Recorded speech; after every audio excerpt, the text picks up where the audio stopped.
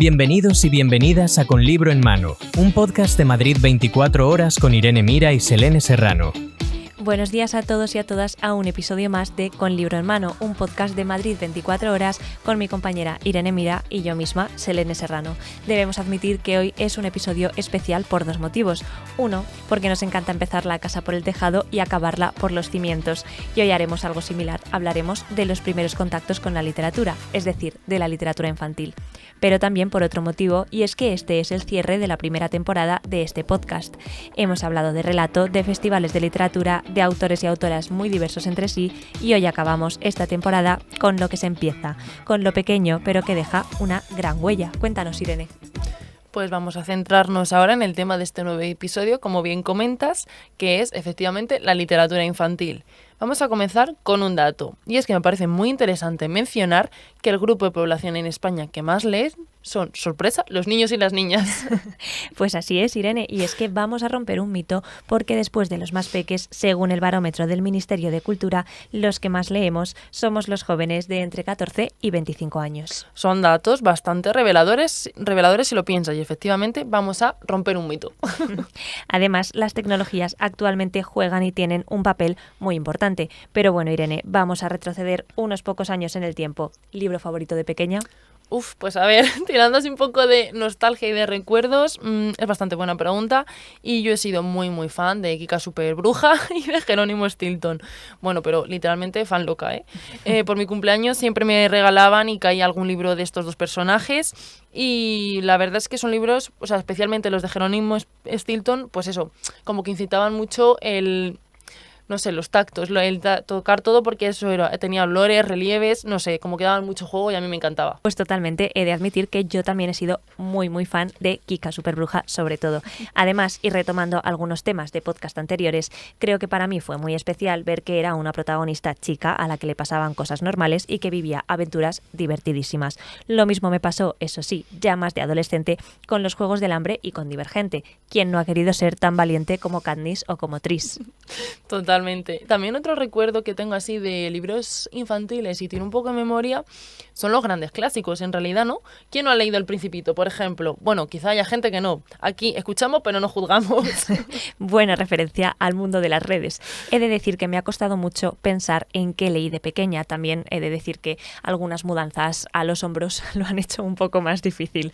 Recuerdo que leí Robinson Crusoe, evidentemente una versión infantil, en catalán, y me gustó tanto que me lo compré también en castellano. Ese libro, si no lo leí 5 veces cada uno, no lo leí ninguna. No sé cómo me aguantaban en casa, desde luego. También recuerdo leer La Celestina para el cole y algunos de Shakespeare también adaptados, pero no sabría decir muchos más. En casa teníamos la versión normal de Las Mil y una noches y a veces algún capítulo caía. Yo además, si sigo tirando un poco de memoria y también de nostalgia, digamos, así con clásicos, mis orígenes manchegos, tengo que decir que me delatan. Y yo es que me leí El Quijote, bueno, obviamente, está claro que la versión infantil, ¿no? Con mi padre, y en realidad me lo leía él. Yo me sentaba en su regazo y él leía, y yo intentaba seguir lo que leía, ¿no? Pero sí que es verdad que desde pequeña esos diálogos y esas historias pues las he tenido más o menos presentes. Es muy interesante también esto que expones y el ejemplo que dices como buena manchega, porque al final otro de los puntos fuertes de la literatura infantil es que es también una fuente de placer, a la vez que se trata de un medio para enriquecer la experiencia de cada niño y niña al utilizarla como herramienta para potenciar su imaginación y creatividad a partir de las lecturas de obras artísticas, de ficción, no ficción, de todo tipo. Uh-huh. Así también adoptan el hábito de la lectura por medio del acercamiento a los libros, estimulando la creación de criterios de preferencia en la elección de las obras literarias, desarrollando un canon personal en cada uno. La literatura infantil es un instrumento didáctico importante para el desarrollo de las habilidades lingüísticas y los procesos cognitivos superiores. Entiendo que siempre ha habido lecturas para pequeños y pequeñas, pero ¿cuándo empezó a tener más presencia esta literatura infantil? Pues es una muy buena pregunta y la verdad que no me lo había planteado, así que sorpréndeme. Pues mira, la concepción de infancia o niñez no emerge en las sociedades hasta la llegada de la Edad Moderna y no se generaliza hasta finales del siglo XIX. O sea que en verdad el término de infancia y adolescencia es bastante reciente. Entonces, pues, en parte tiene sentido eso que me decía mi madre, que mis abuelos con 9 años estaban trabajando, ¿no? Bueno, por ahí van los tiros, efectivamente. Y es que, por ejemplo, en la Edad Media no existía una noción de la infancia como periodo diferenciado y necesitando de obras específicas, por lo que no existe tampoco propiamente una literatura infantil. Eso no significa en ningún caso que los menores no tuvieran experiencia literaria, sino que ésta no se definía en términos diferenciados de la experiencia adulta. En esa época lo que era más común es que que lo leyesen aquellos niños que podían. Era algo como más tipo enciclopedias, pero sobre todo fábulas, leyendas y especialmente los cuentos. Y esto creo que no suena de algo, ¿verdad? Sí, por supuesto, los cuentos están muy presentes. Y es que, para quien no lo sepa, hay un capítulo en este podcast dedicado al relato en donde profundizamos más en esto. Pero bueno, Irene, vamos a hablar de los 2 libros concretos que nos hemos traído hoy, ¿no? Sí, así es, Elene. Dale, a ver qué libros nos traes tú primero. Bueno, la realidad es que yo ahora ya no tengo un gran contacto con la literatura infantil. Sin embargo, estoy bastante al día porque quiero que mi sobrina tenga la biblioteca más grande que nos podamos imaginar para nunca aburrirse. Desde hace unos meses tengo este libro entre mis manos, que es La tierra no es plana, de la editorial Zaori. Y aunque todavía es algo pequeña para él, me pareció un libro ideal para jugar y reírse mientras se aprende. Admito que este editorial me gusta mucho por cómo juega con el mensaje que envía. Se hace atractivo para los más peques y divulga información valiosa. Tiene, por ejemplo, el libro Lazos salvajes, que habla de las relaciones sociales en el mundo animal. También de la misma editorial es el maravilloso libro ilustrado Paisajes literarios, en esta ocasión sin una edad determinada, que hace un recorrido por alguno de los lugares que han inspirado a algunos autores y autoras de clásicos infantiles, pero también juveniles. A través del conocimiento de estos espacios se pretende acercar a esta literatura a los más peques, pero en esta ocasión también a los adultos. Interesante, Selene. En mi caso he de decir que me pasa un poco como a ti. No tengo actualmente mucha relación con la literatura infantil, pero sí que considero que, volviendo al dato inicial, si son el grupo poblacional que más lee, tiene que haber una gran producción de este tipo de género, ¿no? Entonces, pues... Esto es algo, efectivamente, que da mucho que pensar, y además nos hemos ido dando algunas pinceladas y las 2 hemos leído bastante así de pequeñas, entonces también influye de cierta manera. De hecho, el kit de la cuestión de hoy es que los 2 libros que traemos tratan de temas reales. En el caso de La tierra no es plana, de Andrea Antinori, se crea un mundo de fantasía en el que se compara la tierra siendo plana con la que es cierta. Esto crea situaciones muy divertidas a los ojos de los peques y que a su vez están enseñando y divulgando nada más y nada menos que ciencia. Por ejemplo, justo al inicio de este libro se plantea qué pasaría si la Tierra fuese plana. Y el primer punto para explicarlo es que, de manera casi evidente, tendría 2 lados, un lado A y un lado B. Y entonces, a través de la ilustración, muestra que, si así fuese este mundo, cavar un agujero sería la mejor manera de encontrarse entre el lado A y el lado B. Pero, ¿no habría entonces demasiados agujeros en la Tierra? Desde luego, que son muchas preguntas sin contestar en esta supuesta Tierra plana, ¿eh?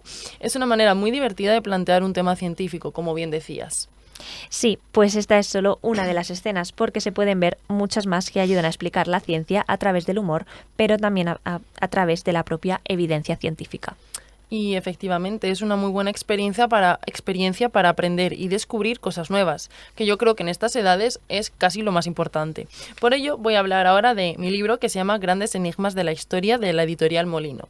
Y es que este libro es bastante interesante porque aparentemente puede parecer un libro infantil juvenil, que lo es, pero real que yo también he aprendido cosas nuevas leyéndolo, ¿no?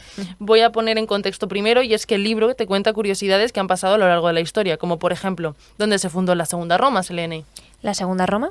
Sí, así es. Y es que este tipo de cosas es a lo que yo me refiero. Todo el rato son preguntas con respuestas, ¿no? Y resolviendo la duda, vamos a ver qué es esto de la Segunda Roma. Pues sobre la antigua ciudad griega de Bizancio, los romanos decidieron edificar esta Segunda Roma. ¿Adivinas cómo la llamaron? Pues sí, estamos hablando efectivamente de Constantinopla, que le pusieron ese nombre en honor al emperador Constantino el Grande, quien trasladó allí la capital del imperio en el año 330 después de Cristo. ¿Y cómo pasar de camarera a emperatriz, Selene? Vamos a ver, ¿de quién nos estás hablando ahora? Sorpréndenos. Pues estamos hablando de Helena, la emperatriz romana que fue clave para dejar de perseguir a los cristianos durante el imperio. Vamos a conocer un poquito más su historia de nuevo. Y es que la infancia de Elena no fue en absoluto sencilla. Nació a mediados del siglo III en la provincia romana de Bitinia, en una familia muy modesta. Debido a esto, tuvo que empezar a trabajar desde muy joven en tareas muy duras y difíciles. De hecho, se piensa que conoció así a Constancio Cloro, mientras trabajaba en un mesón de un rincón perdido del Imperio Romano. Se enamoraron y finalmente se casaron, de ahí que fuese emperatriz. La verdad es que suena bastante interesante todas estas dudas y respuestas que nos estás dando y sobre todo que son datos aparentemente banales, pero que pueden servir para tener un conocimiento global de muchas cosas relacionadas con la historia, ¿no? Así es, y no solo con la historia, hay mitología, deporte, humor. Al final, con este libro lo que se pretende es descubrir mediante anécdotas y acercándose todo lo posible a un lenguaje lo más fácil y sencillo a la historia de la humanidad, a grandes y a pequeños. Y al final creemos que eso es lo que hace la literatura infantil en general. Este tipo de género adquiere una importancia imprescindible, ya que es el primer contacto que tenemos nosotras y todo el mundo en general con la literatura y nos puede llegar a marcar en grandes momentos, como ya hemos comentado.